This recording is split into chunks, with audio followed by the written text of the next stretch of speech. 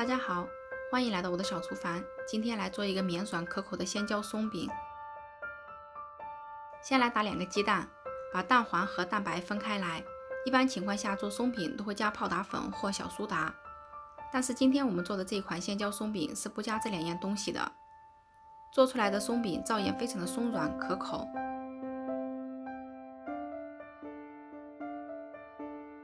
蛋白和蛋黄分开后，将蛋白打发，把蛋白打发到呈现出细腻的乳白色。提起打蛋器时，前面的这个尖尖挺直，不会弯曲下垂就可以了。把蛋黄打散，加入白糖。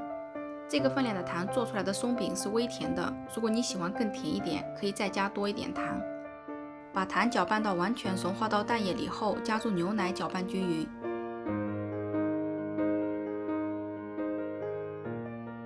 把面粉塞入碗中，面粉过筛后做出来的松饼质地会更加细腻一些。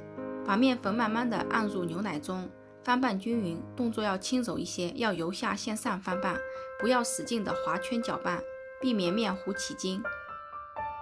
然后加入之前打发好的蛋白，像之前一样由下向上翻拌，把面糊翻拌到细腻无明显的颗粒后放到一旁备用。选2根熟透的鲜椒去皮。鲜椒越熟越好，用越熟的鲜椒做出来的鲜椒松饼，鲜椒味越浓，口感越好。把鲜椒切片，再把鲜椒片放入搅拌机中打成鲜椒泥，打得越细腻越好。像这样就差不多了。然后把鲜椒泥倒入面糊中翻拌均匀。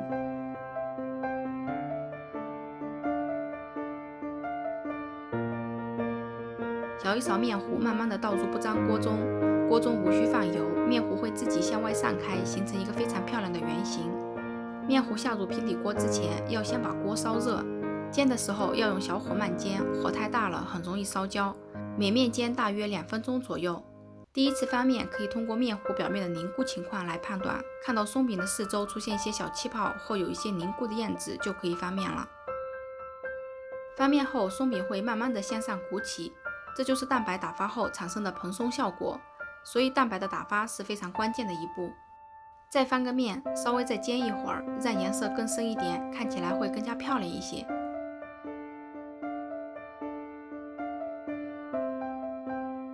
把煎好的松饼从锅里取出来后垒到一起，当天吃不完放到第2天，饼也还是松软可口的。